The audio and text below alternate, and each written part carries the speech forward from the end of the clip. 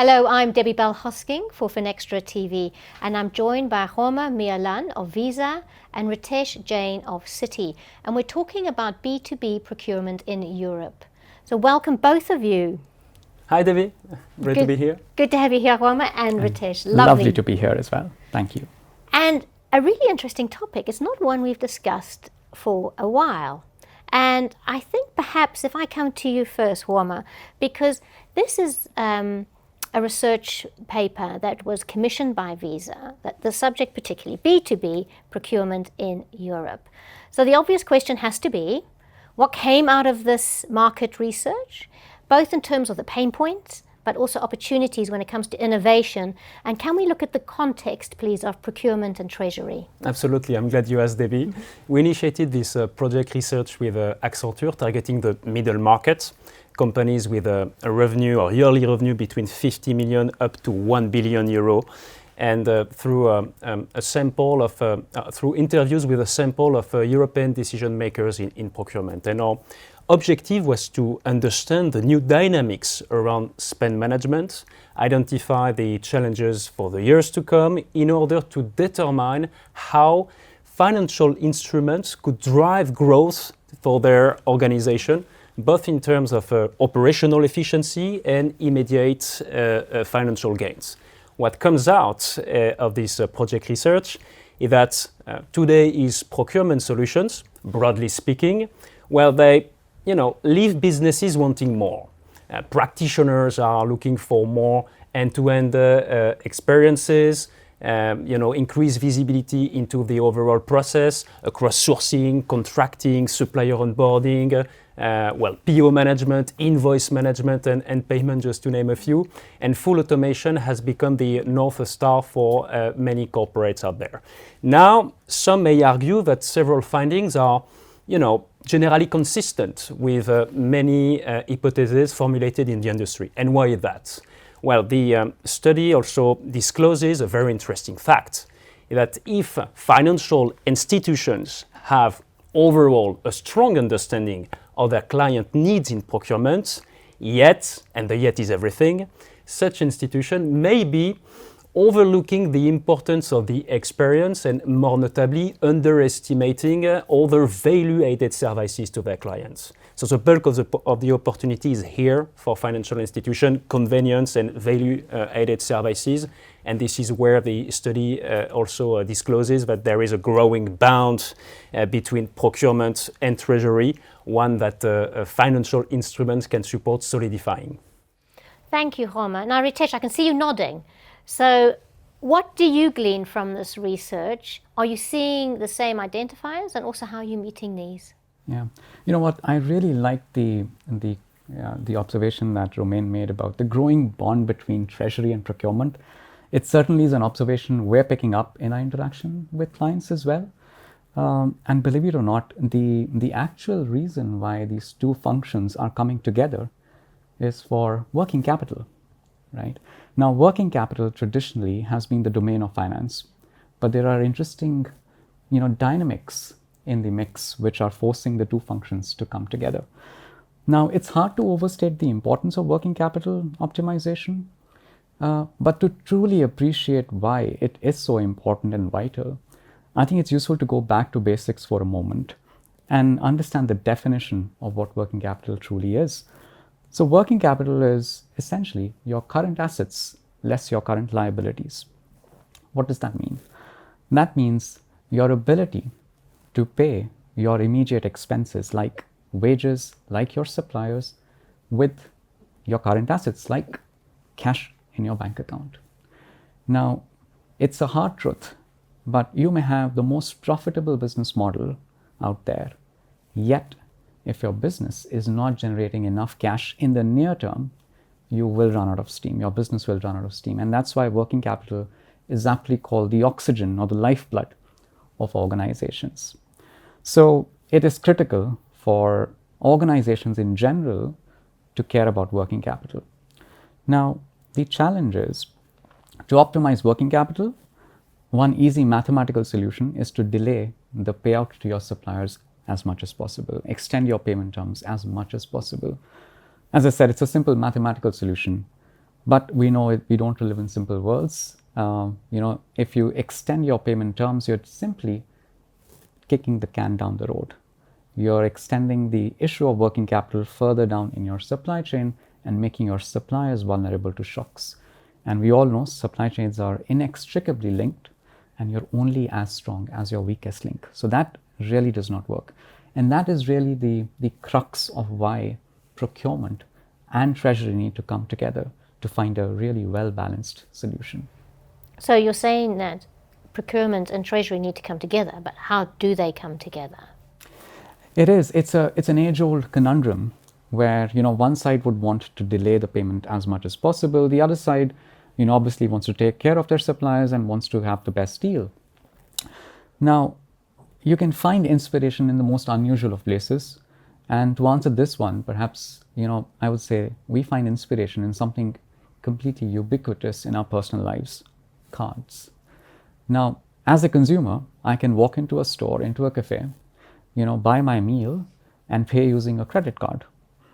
Now, the cafe or the restaurant gets paid upfront the next day or so, but I don't see any cash outflow from my bank account till the end of the month, till my bank gives me my statement and I have a few days to pay.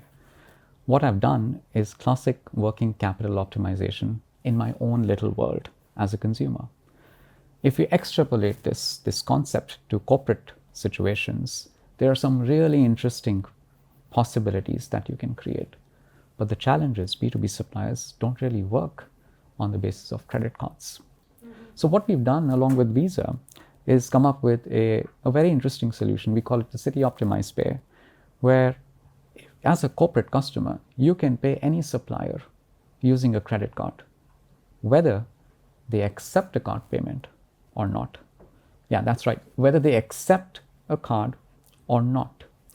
And that is reshaping the opportunities that exist for procurement and treasury to come together to find these solutions. I'll give you a brief example. We sat down with the deputy group CFO, of one of our clients, who was explaining to us very typical, challenges he was facing around working capital optimization and the goals he had on maintaining cash balances on their books. And we explained the concept of optimized pay to them. And they immediately recognized how they could actually deploy that solution to actually work for themselves and for their suppliers. So they had typical payment terms of 2% day 8, net 45. What that means is if you pay my invoice within 8 days, I give you a 2% discount. If you pay me on 45 days terms, full value is due payable. What this company did was they paid their suppliers on day 8 using Citi Optimized Pay and capitalized on that early payment discount. So the suppliers get paid early, they get their early payment discount. The cost of the solution is more than covered by this early payment discount, and in fact there is a positive P&L impact, and they optimize their working capital. So it's a proper win-win. So there are definitely these developments which are bringing both procurement and treasury together, and we're solving that age-old challenge. And let's pick up again on procurement, because procurement solutions can often be fragmented, can't they, Romain? And businesses are seeking to streamline their processes. So what role would you say, picking up on what we've discussed already, do financial services play in this streamlining? It's a great question, David. Thank you. And procurement was once, a while ago, seen by some as just about sourcing and purchasing. Now it's more common to witness that procurement is expected to plug into business strategy in order to keep the organization nimble, agile, and more importantly, performant. And that's a good thing. And you're right, practitioners, procurement practitioners are expecting more, consumer-like experiences with a strong UX, UI. Many are willing to use multiple systems across the Procure-to-Pay cycle, but only they integrate seamlessly. Therefore, best of breed or fragmented solution, yes, but not at any cost. And speaking of workflows and payments, think about, and you said a few words about it, Ritesh, think about how much we as consumers have grown accustomed to seamless experiences. Think about shopping on your preferred marketplace online, or getting out of a ride that was booked and paid for via a mobile app, and we like it. Or even think about how open payments revolutionize traffic and public transportation in certain cities. In here, financial services providers and Visa contributed significantly in improving commerce experience by making payments invisible, frictionless, integrated, automated, I would say, providing services like tokenization for enhanced security or integration within digital wallets in your cell phone, while ensuring compliance with the rules established by the competent authorities.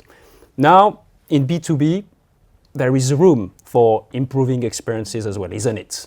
And understanding, thanks to studies, thanks to partnership with practitioners, partnership with financial institutions, or more generally with a broad ecosystem of fintech and software providers in the realm of procurement, accounts payable, supply chain finance, treasury, to name a few, how embedded payments can unlock value and benefits for practitioners, procurement departments, and employee alike, certainly is one of the smartest steps to undertake in order to pioneer breakthrough in B2B commerce.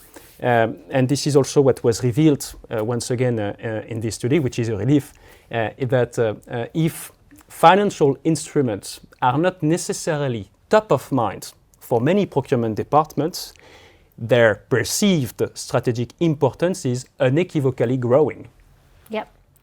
And talking about growing and enhancements, what about enhanced transparency, automation, and real-time payments? How is this working towards improving that relationship between the buyer and the supplier in this space? Yeah, it's again a great question, Debbie. Buyers and suppliers being the two different sides of the same business coin. Well, improving automation, transparency, and fast execution of payment. I mean, it's only positive here.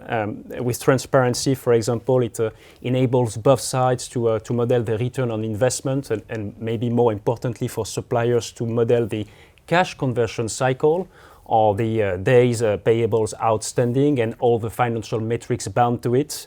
But maybe more broadly again, it gives, in this buyer-supplier relationship, new tools or new instruments to drive benefits for the organization. And you might see that card payments may play a broader role, or a new role, let's say, in the realm of a supply chain finance, for example, like maybe becoming a new technique, somewhere between payable finance or dynamic discounting, or even receivable purchasing that would be promoted by suppliers, where you could think of a sophisticated yet simple but integrated pay-by-link system promoted by suppliers that would offer the possibility to accept card payment for large invoices, but only for a determined period of time, to match exactly what your point was, Ritesh. And all in all, supporting the industry, addressing these points, converting manual tasks into